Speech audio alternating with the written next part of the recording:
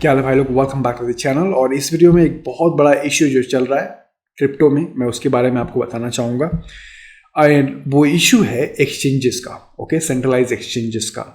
तो आपको पता है कि OKX के जो यूजर्स हैं अपने फंड विड्रॉ नहीं कर पा रहे हैं, and it's been more than 10 days, 10 दिन से ज़्यादा हो गए। अभी तक कुछ अता पता नहीं है कि विड्रॉ कब चालू होगा। अभी जो आजकल की न्यूज़ है कि हुओबी के साथ भी ऐसा कुछ हो सकता है, ओके।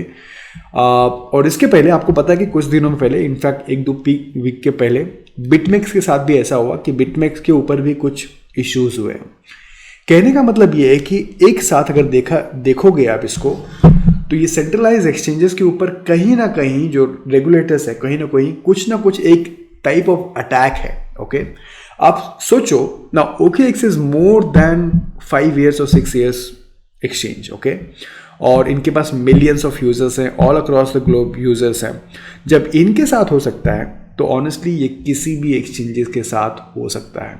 हालांकि OKX ने बोला है कि बॉस, ये लोग कंटिन्यूसली अपडेट कर रहे हैं कि withdrawals from OKX are still temporarily pause, but user funds is safe. मतलब अगर आपका फंड है OKX में, so that is safe, but withdraw नहीं कर सकते। But at least it's a big issue, you know. It's almost like a bank बोलता है कि बॉस, हमारे पास आपके पैसे तो सेफ हैं, लेकिन आपको हम दे नहीं सकते, राइट। तो ये कहीं ना कहीं इश्यू है। ये ऐसा बोलने से प्रॉब्लम सॉल्व नहीं हो सकता। जबकि क्रिप्टो का मतलब क्या है? आपको पता है क्रिप्टो का मतलब क्या है? क्रिप्टो का मतलब है B your own bank and 24/7। अगर OKX बोलता है कि आप 10 दिन तक विड्रॉ नहीं कर सकते हो, और जबकि एक तरफ bitcoin and crypto is 24/7, so there is a mismatch, right. 24/7 कैसे हो गया? और ये प्रॉब्लम हो क्यों रही है? ये प्रॉब्लम हो रही है सेंट्रलाइजेशन से। बिटकॉइन कितना भी डिसेंट्रलाइज हो, क्रिप्टो कितना भी डिसेंट्रलाइज हो, अगर सेंट्रलाइज एक्सचेंजेस पे फंड रखा जाएगा और जो रेगुलेटर्स हैं, जो ऑफिशियल्स हैं, वो सेंट्रलाइज एक्सचेंजेस के, ऑफ कोर्स सेंट्रलाइज एक्सचेंजेस उनकी एक टीम होती है, उनको सवाल किया जा सकता है। बाय द वे, ये किसी भी एक्सचेंज के साथ हो सकता है। आज OKX के साथ हुआ है, आज हुओबी के ऊपर भी ऐसा कुछ क्वेश्चन उठ रहा है, जहां पे लोग बोल रहे हैं कि बॉस अराउंड कितना $500 million, ओके, $500 million हुओबी से ट्रांसफर हुआ है। मालूम है आपको, वेल अलर्ट है, तो इतना बड़ा अमाउंट ट्रांसफर हुआ है। और ऐसा बोला जा रहा है कि हुओबी के साथ भी, जबकि हुओबी ने बोला है कि नहीं, हमारे साथ ऐसा कुछ इश्यू नहीं है, अथॉरिटीज का, कुछ रेगुलेटर्स का इश्यू नहीं है, हम लोग सही ऑपरेट कर रहे हैं। वो भी ऐसा बोल रहा है फिलहाल, राइट। बट मैं आपको ये बताना चाहता हूं कि किसी भी एक्सचेंज के साथ हो सकता है, और इसका क्या उपाय है, आपको कैसे इस चीज को हैंडल करना है, मैं आपको बताना चाहूंगा। तो एक चीज मैं आपको और बता दूं उसके पहले कि ये जो इश्यूज हैं, I think most of these exchanges Hong Kong में है, ठीक है। और हांगकांग का अगर रिसेंटली न्यूज आया था, अगर मैं आपको दिखा सकता हूं, let me show you. Yes, तो ये रहा न्यूज। यहां पे इन्होंने बताया कि Hong Kong wants cryptocurrency trading platforms to be regulated। तो हांगकांग कुछ गाइडलाइंस ला रहा है और बोल रहा है कि हमारे हिसाब से जो भी क्रिप्टो एक्सचेंजेस हैं वो ऑपरेट होंगे। तो I am not really sure, हम लोग को नहीं पता कि क्या इसी वजह से OKX जो है विड्रॉल इश्यू नहीं कर पा रहा है, क्या इसी वजह से हुओबी के ऊपर क्वेश्चंस किया जा रहा है। इनफैक्ट बीच में CZ बाइनांस को भी एक कोई फंड था कि बस बाइनांस के साथ भी ऐसा कुछ होगा क्या, या फिर बाइनांस के साथ कुछ रेगुलेशंस का इश्यू है। तो वहाँ पे इन्होंने बताया कि नहीं, मैं CZ बाइनांस के साथ ऐसा कुछ नहीं है, ये सब फंड है, हम लोग एकदम क्लियर हैं। And in fact same cheese Huobi भी बोल रहा है, हुओबी भी बोल रहा है कि नहीं, हमारे साथ भी कुछ इश्यू नहीं है, सब कुछ ठीक है। बट एक्चुअली अगर आप देखने जाओगे तो ये किसी के साथ भी हो सकता है। तो इसका सही तरीका क्या है? तो सबसे पहली बात, क्रिप्टो का मतलब होता है decentralisation and be your own bank. तो आपको वो तरीका अपनाना पड़ेगा। तो यहाँ पे मेरा कहने का मतलब ये है कि जब आप क्रिप्टो में फंड रखते हो तो आप 100% क्रिप्टो एक्सचेंजेस पे रिलाई नहीं कर सकते हो। तो मेरा मानना है कि आपको वेल डाइवर्सिफाइड क्रिप्टो स्टोरेज होना चाहिए, ओके। सो फॉर एग्जांपल 50% आपने सेंट्रलाइज एक्सचेंजेस में रखी है और 50% आपने डिसेंट्रलाइज एक्सचेंजेस में रखी है, डिसेंट्रलाइज वॉलेट में रखी है। और मैं आपको बताता हूँ कि डिसेंट्रलाइज वॉलेट एक्सचेंजेस होता क्या है। अगेन, ये जो मैंने 50-50 का एग्जाम्पल दिया है, ये सिर्फ एग्जाम्पल दिया है, तो ये आपके ऊपर है। आप यहाँ पे 40-60 भी कर सकते हो, या फिर 10-90 भी कर सकते हो, या फिर 60-40 भी कर सकते हो, ये आपके ऊपर। मैं खाली एग्जाम्पल दे रहा हूँ कि डाइवर्सिफाइड आपके पास होना चाहिए एक्सचेंजेस और वॉलेट में ना। उसमें भी सबसे पहली बात वॉलेट्स क्या होता है वो भी मैं बताता हूँ आगे जाके।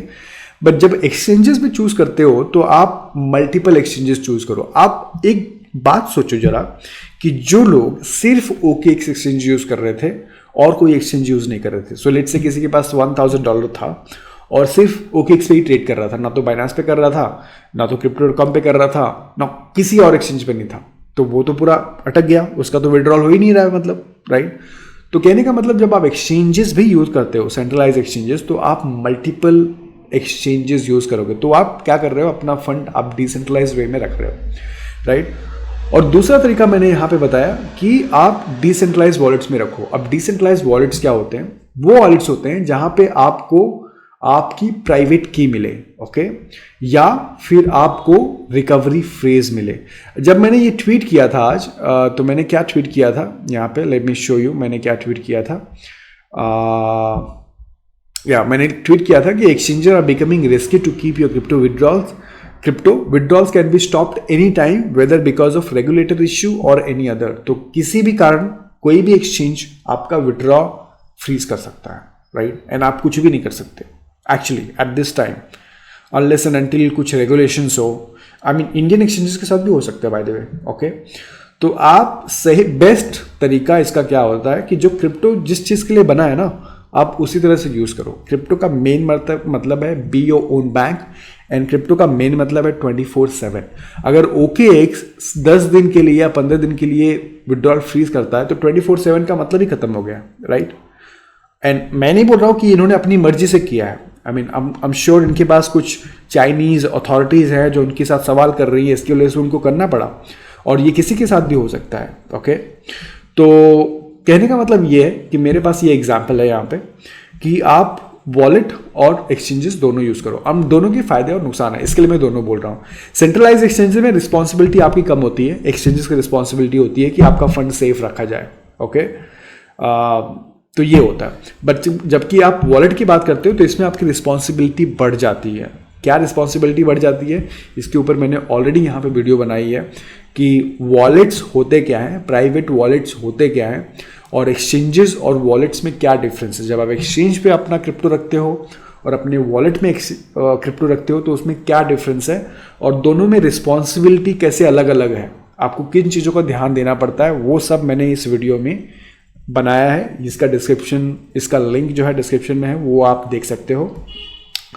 तो अब मैं आपको बताना चाहूँगा कि कुछ वॉलेट्स जो, अगेन ये वीडियो में मैंने कुछ 5-6 वॉलेट ऑलरेडी डाल दिया है, मैंने आपको बताया है। अगेन ये वॉलेट जब आप प्राइवेट वॉलेट यूज़ करते हो तो उसको भी आपको आना चाहिए कि कैसे यूज़ करना है। अगर आपको नहीं आता है यूज़ करने तो वो भी आप यूज़ मत करो, आप खाली एक्सचेंजेस यूज़ करो, लेकिन एक ही एक्सचेंज मत यूज़ करो। आप कम से कम 3 से 4 एक्सचेंजेस मेरे ख्याल से यूज़ करना चाहिए किसी को, ताकि अगर एक एक्सचेंज के साथ भी कुछ होता है तो आप बाकी एक्सचेंजेस में आपका फंड सेफ है। आप OKX की तरफ फंस ना जाओ कि बहुत सारा फंड, सारा क्रिप्टो एक ही एक्सचेंजेस में है, उन्होंने विड्रॉल फ्रीज कर दिया, आप क्या करें, ठीक है। Hardware wallet, by the way hardware wallet भी यूज़ कर सकते हो। हार्डवेयर वॉलेट का मैं लिंक डाल दूंगा, अगर आपको बाय करना है तो वहाँ से आप बाय भी कर सकते हो। शायद मैं इसके ऊपर बहुत जल्दी वीडियो भी बनाऊँ कि लेजर वॉलेट यूज़ कैसे करते हैं, बट वो तो फ्यूचर की बात है। बट फिलहाल आप मोबाइल वॉलेट भी यूज़ कर सकते हो। सो बहुत सारे मोबाइल वॉलेट्स हैं, जैसे कि एज है, ट्रस्ट वॉलेट मोबाइल वॉलेट है, इलेक्ट्रम है, इन्होंने अच्छी खासी यहाँ पे लिस्ट बताई। ये भी मैं आर्टिकल आपको डाल दूंगा डिस्क्रिप्शन में, ताकि आपको आसान होगी रिसर्च करने में। तो मेरा कहने का मतलब ये है कि जो भी चल रहा है फिलहाल क्रिप्टो में, जो सेंट्रलाइज एक्सचेंजेस के ऊपर एक सॉर्ट ऑफ अटैक हो रहा है, और ये किसी भी कंट्री में कभी भी हो सकता है। तो एज अ यूज़र आपको स्मार्ट बनना है, आपको ये डिसीजन लेना है कि बॉस मेरे को 100% एक्सचेंजेस के ऊपर डिपेंड नहीं होना है, और मुझे अपने वॉलेट में भी फंड रखना है जिसमें मेरे को प्राइवेट की मिले। सो बेसिकली जब आप ये सब प्राइवेट की यूज़ करते हो तो आपको एक रिकवरी फ्रेज मिलता है जो आपको सेव रखना होता है, जिससे आप आप फंड एक्सेस कर सकते हो। बाय द वे ये सब डिटेल्स मैंने ये वीडियो में डाला है तो आपको मालूम पड़ जाएगा। बट मेरे ख्याल से कि ये बहुत सही जो भी हो रहा है क्रिप्टो में ना, ये जो एक्सचेंजेस पे अटैक हो रहा है, आई थिंक ये भी सही चीज़ है। कहीं ना कहीं लोगों को मालूम पड़ेगा कि क्रिप्टो का असली मतलब क्या है। अगर अगर आप सब कुछ सेंट्रलाइज ही करने वाले हो, अगर आप सब कुछ एक्सचेंजेस के ऊपर डिपेंड होने वाले हो अपने स्टोरेज के लिए, ट्रेडिंग के लिए, तो फिर वो क्रिप्टो का मतलब ही खत्म हो जाता है। जो डिसेंट्रलाइजेशन है, बिटकॉइन डिसेंट्रलाइज होकर करेगा क्या जब आप खुद सेंट्रलाइज वे से आप एक्सचेंजेस पे डिपेंडेंट हो 100%, तो फिर मतलब क्या है, राइट?